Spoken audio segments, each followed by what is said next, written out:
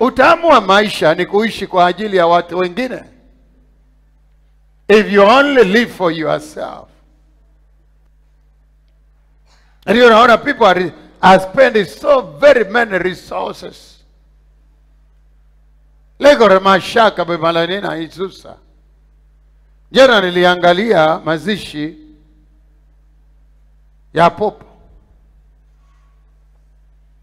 Na kuna kitu ambacho kiliniimpress sana kwa sababu hata niangalia alikuwa vile alikuwa amesema ile sanduku alikuwa amesema awekwe. Alisema tu awekwe ile sanduku tu lidogo tu ya mbao na plywood. Na imewekwa na ameenda na popo amezikwa. Na sometimes unaona hata vile ile mistake tunakwenda, unaona mtu anakwenda anawekwa sanduku la $500,000. Sasa $500,000 ama even $1 million. Wakati mwingine average, tuachane na hao wakubwa, average $50,000, $100,000, $200,000. Yani hiyo sanduku haina, it has nothing to do with the dead. Haina kitu ambapo heshima ya mkufi. Yule aliyekufa ana faida kwa hiyo sanduku. Faida ni kwa macho ya wale watu watakokuja, walimzika na heshima na sanduku kubwa. Faida ni kwa mchwa. Ni kweli Daudi yake. Ni mchwa utakula. Kwani mtu aliyekufa anaonanga ile sanduku mmemweka.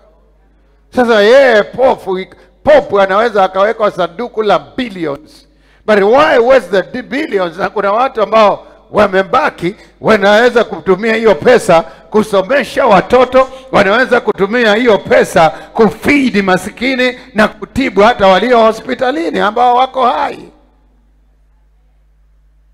Bwana asifiwe sana.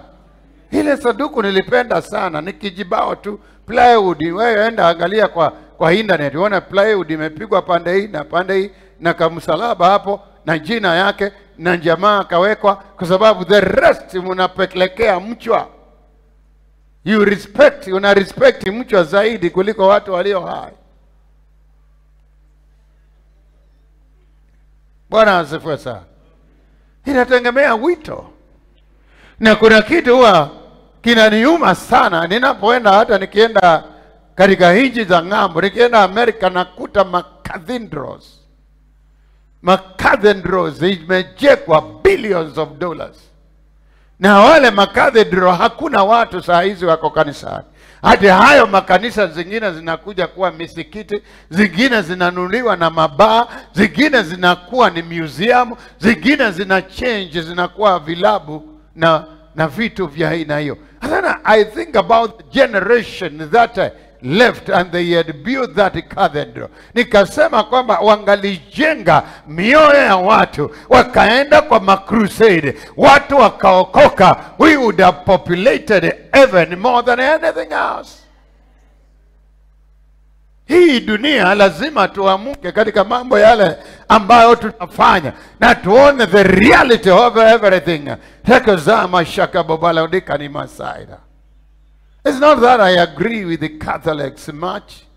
I differ with them katika doctrine, katika mambo mengi sana, katika revelation, lakini na agree na popu kuzikwa kwa saduku ambao haifikishi shilingi 2,000. Kama unafaidi mchwa, we usipee mchwa 50,000, 100,000. Kuna mtoto hakwenda shule, aende shule, lakini mchwa ikule kidogo tu.